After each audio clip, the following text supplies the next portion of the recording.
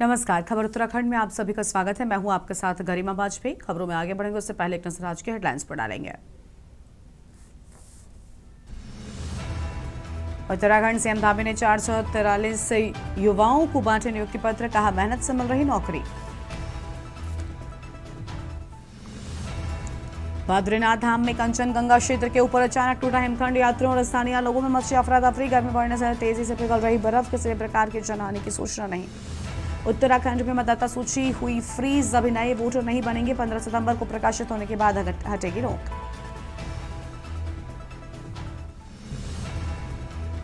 रुड़की में नकली दवा फैक्ट्री का भंडाफोड़, न फार्मासिस्ट न लैब एक्सपर्ट 8 से 10वीं पास तैयार कर रहे थे दवाइयां।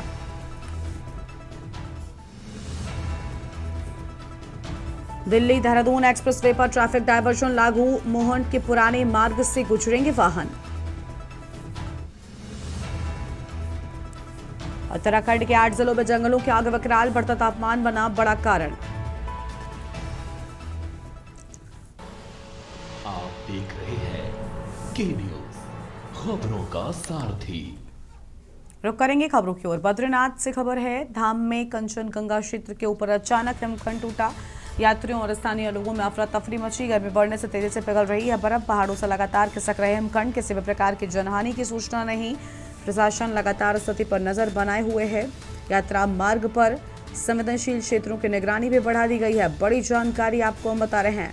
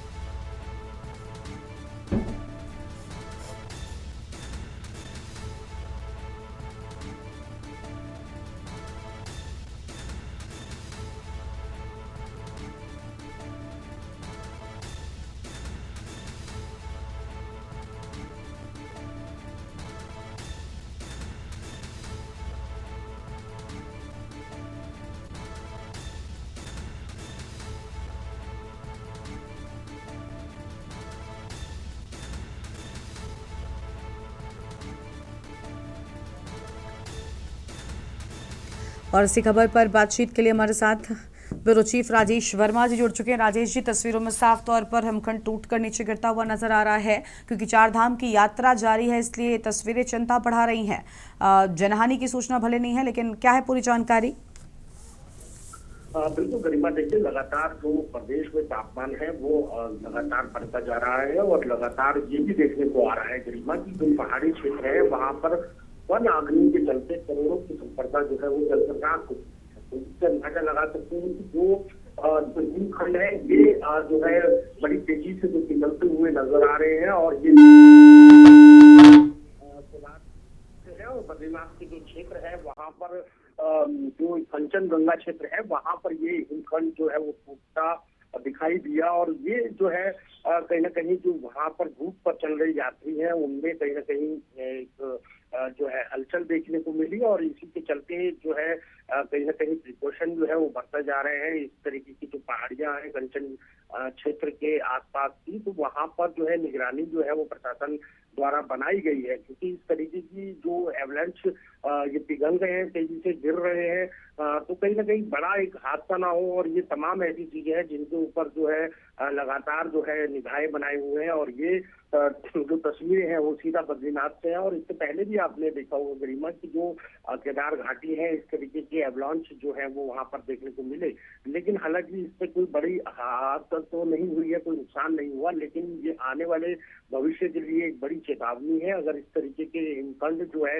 वो टूट करके नीचे बिखरते रहेंगे, क्योंकि लगातार मौसम में बदलाव जो है वो देखने को मिल रहा है और लगातार पहाड़ों पर वन अग्नि के चलते जो वैज्ञानिक है, जो साइंटिस्ट हैं, वो उनका यही मानना है कि जो लगातार वन अग्नि के चलते जो है बड़ी जो अधिकतम तापमान है उसमें बढ़ोतरी रही है और ये तेजी से ग्लेशियर जो है वो पिघलते हुए नजर आ रहे हैं, जो आने वाले समय के लिए बड़ा खतरा बन सकते हैं। गरिमा, बिल्कुल, बहुत शुक्रिया आपका राजेश जी हमारे साथ जुड़ने के लिए और हम जानकारी के लिए। तो पहाड़ों से लगातार खिसक रहे हैं हिमखंड, तस्वीरें सामने आई हैं बद्रीनाथ धाम से जुड़ी बड़ी जानकारी आपको हम बता रहे हैं। पहाड़ों से लगातार खिसक रहे हैं हिमखंड। किसी भी प्रकार की जनहानि की सूचना न होने की बात सामने आई।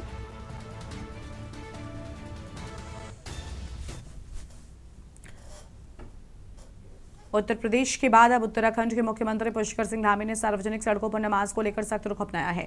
सीएम धामी ने बीते दिनों अपने एक बयान के जरिए स्पष्ट किया कि देवभूमि उत्तराखंड में सड़कों पर नमाज पढ़ने की अनुमति बिल्कुल नहीं दी जाएगी और कानून व्यवस्था से ऊपर कोई नहीं है। तो वहीं उत्तराखंड वक्फ बोर्ड के अध्यक्ष शादाब शम्स ने मुख्यमंत्री के इस फैसले का स्वागत किया है।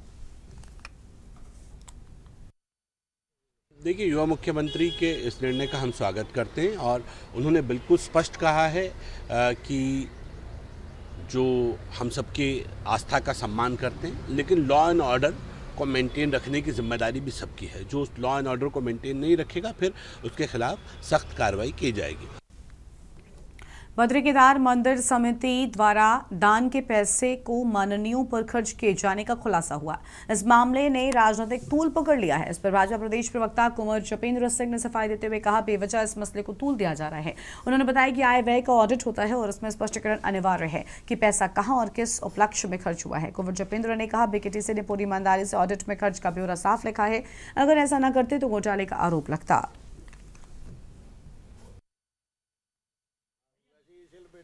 जब कभी भी कहीं कोई आय और व्यय का खर्चा लिखा जाता है तो उसमें ऑडिट भी होता है और उस ऑडिट में स्पष्टीकरण होना अनिवार्य होता है कि भाई अगर आपने ये पैसा खर्च करा तो कहाँ खर्च करा, इसके किस उपलक्ष्य में खर्च करा।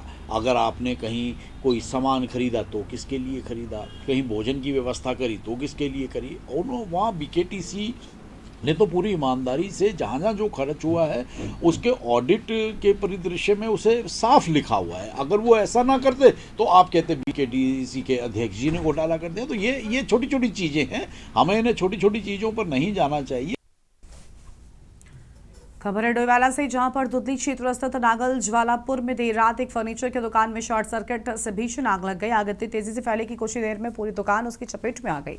स्थानीय लोगों ने दुकान से धुआं निकलता देखा तो दुकान मालिक राजकुमार को फोन पर इसकी सूचना दी। सूचना मिलते ही राजकुमार मौके पर पहुंचे। ग्रामीणों की मदद से दुकान का शटर खोलकर आग बुझाने का प्रयास किया। घटना की जानकारी मिलते ही फायर ब्रिगेड की टीम भी मौके पर पहुंची।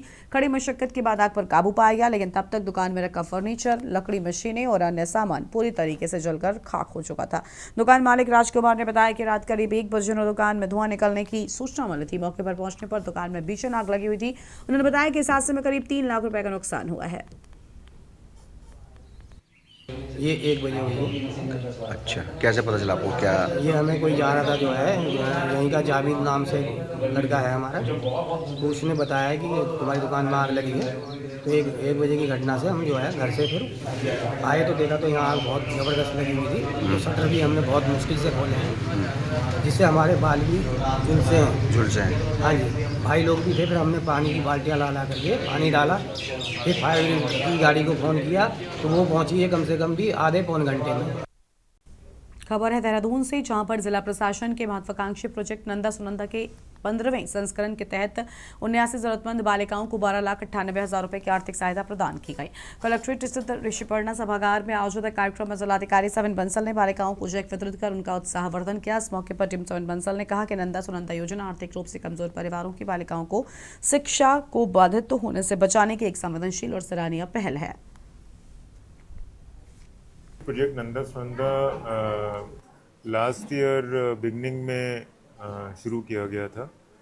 इसका उद्देश्य ये था कि जो ऐसी डिसएडवांटेज बालिकाएं जिनको अपनी पढ़ाई छोड़नी पड़ी, या तो उनके पेरेंट्स नहीं रहे, या सिंगल मदर हो गई, या ऐसी बीमारी से ग्रस्त हो गए फादर या बोथ पेरेंट्स, पूरा परिवार क्रिपल हो गया, कोई इनकम सोर्स नहीं रहा और जो लाइवलीहुड है वो एक तरह से इट फेल अपार्ट। खबर है देहरादून से, जहां पर प्रदेश में आगामी विधानसभा चुनाव 2027 को लेकर सियासी माहौल गरमाने लगा है। सत्ताधारी भारतीय जनता पार्टी की ओर से प्रधानमंत्री मोदी, गृह मंत्री अमित शाह और रक्षा मंत्री राजनाथ सिंह पहले उत्तराखंड में चुनावी हुंकार भर चुके हैं। अब मुख्य विपक्षी दल भारतीय राष्ट्रीय कांग्रेस भी चुनावी मैदान में सक्रियता बढ़ाने जा रही है। इसी क्रम में लोकसभा में नेता प्रतिपक्ष राहुल गांधी का इस माह के अंत या अगले माह के अगले सप्ताह के पहले सप्ताह में उत्तराखंड का दौरा प्रस्तावित है। बताया जा रहा है राहुल गांधी गढ़वाल और अल्मोड़ा संसदीय क्षेत्रों में जनसभाएं कर सकते हैं। इन सभाओं के जरिए कांग्रेस राज्य में अपने चुनाव अभियान का शंखनाद करेगी। राहुल गांधी जी के गढ़वाल में आर्मी से संबंधित उनका दौरा बन रहा है। हमने कहा है कि पौड़ी, क्योंकि गढ़वाल मंडल का मुख्यालय है, तो या तो पौड़ी होगा या लहसुरन होगा, संभावना पौड़ी की ज़्यादा है। और एक कुमाऊं में हम उनका दौरा उनका संभावित है। अभी डेट फाइनल नहीं है, लेकिन जैसे ही अभी तैयारियाँ चल रही और बहुत जल्दी माननीय राहुल गांधी जी का गढ़वाल और कुमाऊं का एक दिन का दौरा 2 कार्यक्रम में होगा। खबर है देहरादून से, जहां पर उत्तराखंड में लगातार बढ़ रही भीषण गर्मी और जंगलों में आग की घटना को लेकर सरकार अलर्ट मोड पर दिखाई दे रही है। प्रदेश में तापमान बढ़ने के साथ ही वन क्षेत्रों में आग लगने की घटनाएं भी बढ़ रही हैं, जिसे देखते हुए सरकार और वन विभाग ने सतर्कता बढ़ा दी है। प्रदेश के पर्यावरण मंत्री राम सिंह कैडा ने कहा, पर्यावरण संरक्षण विभाग लगातार सक्रिय रूप से कार्य कर रहा है। जंगलों में आग की घटनाओं को रोकने के लिए व्यापक स्तर पर जन जागरूकता अभियान भी चलाए जा रहे हैं। मेरा काम पर्यावरण के विषयों को लेकर के उसके संरक्षण के लिए मैं लगातार, मेरा विभाग काम कर रहा है। और जो जंगलों में आग लग रही है उसके लिए भी जन जागरण अभियान हमारे द्वारा चलाया जा रहा है। साथ ही ये वन विभाग के द्वारा जो वन के डीएफओ हैं, वहाँ के रेंजर हैं, वहाँ के फॉरेस्ट गार्ड हैं, वहाँ के जो भी वन विभाग के संबंधित अधिकारी हैं, उनकी ये जिम्मेदारी है, उस जिम्मेदारी का वो निर्वहन कर रहे हैं। उत्तराखंड चारधाम यात्रा 2026 इस समय अपने चरम पर है और अब तक 18 लाख से अधिक श्रद्धालु चारों पवित्र धामों के दर्शन कर चुके हैं। 19 अप्रैल 2026 से शुरू हुई इस यात्रा को लेकर श्रद्धालुओं के साथ राज्य सरकार को भी भारी उत्साह यात्रा को लेकर है और जिसके चलते राज्य सरकार यात्रा को सफल बनाने की दृष्टि से कार्य कर रही है। यात्रा के शुरुआती हफ्तों से ही यमुनोत्री, गंगोत्री, केदारनाथ और बद्रीनाथ में भक्तों का सैलाब उमड़ा है। रिकॉर्ड संख्या में श्रद्धालु पहुंच रहे हैं। तो वहीं वर्तमान में चल रही मई महीने के मध्य तक 15 लाख से अधिक तीर्थयात्री दर्शन कर चुके हैं। राज्य सरकार का भी दावा है पिछली बार से अधिक श्रद्धालुओं का रिकॉर्ड इस बार बनाना है। लेकिन वर्तमान में यात्रा से संबंधित आती कुछ तस्वीरें लोगों के मुश्किलों को बढ़ाती हुई नजर आ रही हैं और साफ तौर पर उनका दर्द बयान कर रही हैं। ये रिपोर्ट देखिए। 19 मई से खुली चारधाम यात्रा की शुरुआत जोरों शोरों से देखने को मिल रही है। हालांकि सरकार ने तमाम दावों के साथ वीआईपी दर्शनों पर रोक लगाई हुई है। इसके साथ ही हर श्रद्धालु को निश्चित तौर पर दर्शन करने की गारंटी तक दी गई है। अब ऐसे में मैदानी क्षेत्रों में गर्मी का प्रकोप बढ़ता जा रहा है, तो वहीं चारों धामों में श्रद्धालुओं की संख्या में इजाफा देखने को मिल रहा है। अब तक 1 माह के भीतर ही 18 लाख से ज्यादा श्रद्धालुओं ने अभी तक दर्शन कर लिए हैं। इसी कड़ी में सिखों के पवित्र धाम हेमकुंड साहिब के कपाट भी आम श्रद्धालुओं के लिए खुल गए हैं। यही वजह है कि सड़कों पर अधिक जाम के चलते यात्रियों को 10-10 घंटे तक जाम में फंसे रहने को मजबूर होना पड़ रहा है। हालांकि इस पूरे मामले पर पुलिस के आला अधिकारियों का मानना है कि स्थिति को जल्द ही सामान्य करने की कोशिश की जाएगी। लेकिन सवाल विपक्षी दलों का यही है कि अगर चारधाम यात्रा को लेकर सरकार के दावे इतने सही थे, तो वो धरातल पर सही क्यों उतरते नहीं दिखाई दे रहे। आज हम लोग मुंबई से उत्तराखंड जोशीमठ में पहुंचे हैं बद्रीनाथ जाने के लिए। हम 5:30 बजे से जोशीमठ प्रांत से ट्रैफिक में फंसे हुए हैं और रात को 9:30 बजे तक नीचे नहीं उतर पाए हैं। 4.5 घंटे से हम ट्रैफिक में हैं। ये प्रशासन को भेजा जाए और इसकी जानकारी दी जाए कि ट्रैफिक का कोई सिस्टम नहीं है। जोशीमठ के ऊपर इतना ट्रैफिक है कि 4 घंटे से हम यहीं एक जगह खड़े हैं। ऊपर से नीचे आने तक खाली 1 किलोमीटर है हमारे को नीचे आने को हुआ अभी तक, और हमको अभी 36 किलोमीटर जाना है। देखिए, उत्तराखंड में पवित्र चारधाम यात्रा चल रही है और अब हमारा पर्यटन सीजन भी शुरू हो गया है और उसके साथ ही हेमकुंड साहिब की भी यात्रा शुरू हो जाएगी। निश्चित तौर पे राज्य में सड़कों के ऊपर वाहनों का दबाव बढ़ने की संभावना है। हम लोगों ने बहुत पहले से इसके लिए प्लानिंग की थी और उस प्लानिंग को हम लोग लगातार एग्जीक्यूट कर रहे हैं। अभी तक 18 लाख से ज्यादा श्रद्धालु हमारे यहाँ 4 धामों में आए हैं और अपनी यात्रा पूरी करके वापस गए हैं। उसको हम लोग अब कंटिन्यू कर रहे हैं, क्योंकि अभी हमारे जितने पर्यटन स्थल है उन पे भी दबाव बढ़ने वाला है। तो हमने अपनी जो यातायात व्यवस्था है उसके लिए उसी के अकॉर्डिंग प्लानिंग की है। देखिए, चारधाम यात्रा की जो व्यवस्थाएं जो चल रही है, उत्तराखंड क्रांति दल ये मानता है कि उत्तराखंड जो 4 धाम के दर्शन के लिए जो भी श्रद्धालु जो आ रहे हैं और जिनकी आस्था चार धाम में है, जब वो उत्तराखंड से वापस जाए तो उत्तराखंड के देवत्व को अपने साथ लेकर के जाए। तो उत्तराखंड क्रांति दल ये मानता है कि यहाँ पर सबसे पहले जो भी श्रद्धालु हैं उनकी संख्या निश्चित करी जाए कि एक दिन में कितने श्रद्धालु उत्तराखंड में चार धाम की के दर्शन करेंगे, चाहे वो बद्रीनाथ हो, केदारनाथ हो, यमुनोत्री हो।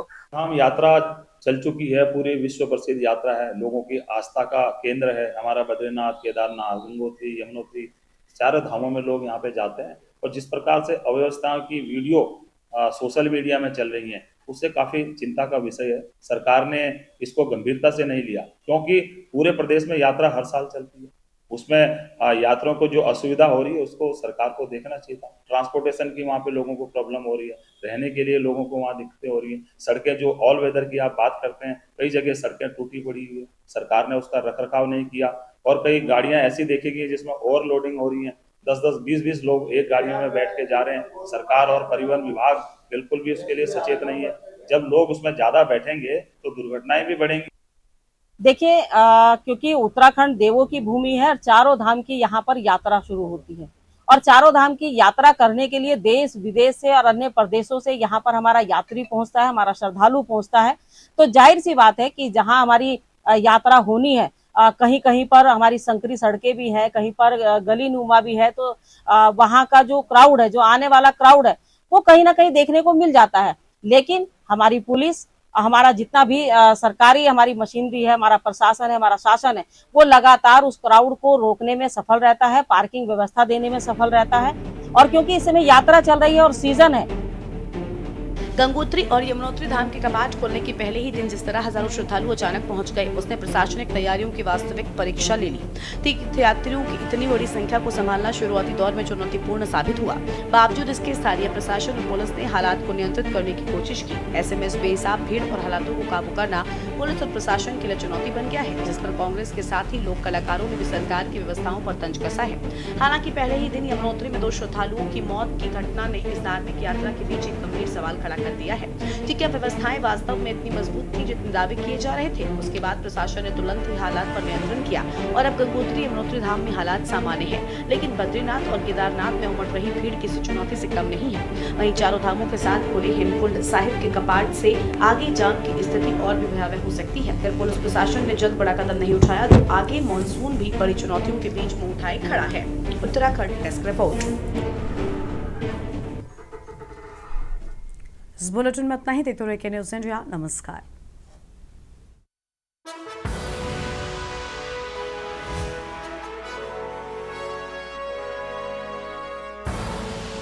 आप देख रहे हैं के न्यूज़, खबरों का